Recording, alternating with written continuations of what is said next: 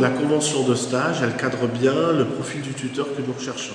Ça ne peut être automatiquement, alors si on est dans la formation DEGEPS, obligatoirement ça doit être un supérieur hiérarchique qui a au minimum le DEGEPS ou un diplôme universitaire.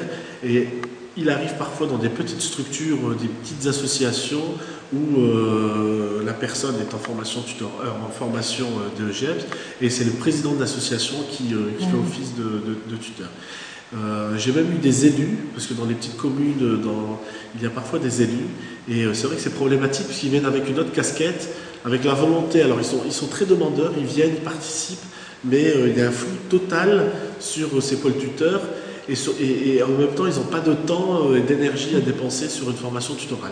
Le tuteur doit avoir au moins le même niveau de formation, mais on peut avoir des tuteurs qui ont une expérience et des formations en interne qui sont équivalentes et qui n'ont pas le même...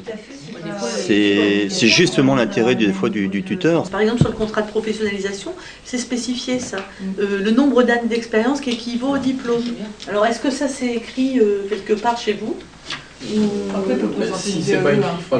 Faire une VAE DES GEPS, quand on a la fonction, ça ne demande pas énormément de boulot. Hein. Chez nous, il y a deux temps.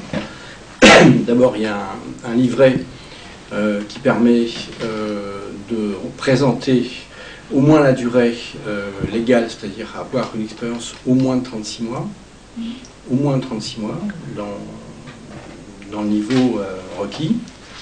Ensuite, de présenter des expériences de manière succincte, pour que la commission puisse dire oui, ces expériences-là sont bien du niveau du diplôme qui est visé, qui est ciblé.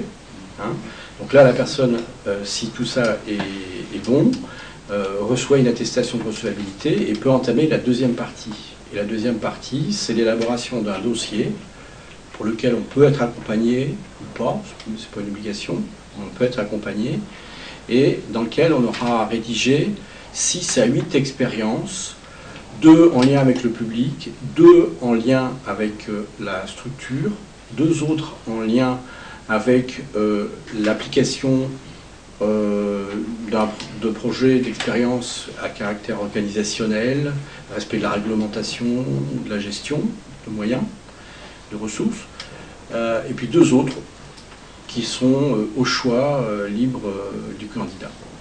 Voilà. Et à partir du moment où la personne dépose un dossier qui correspond à ces attendus-là, eh bien, on peut obtenir le diplôme au même titre que n'importe quel candidat qui choisit la voie de la formation.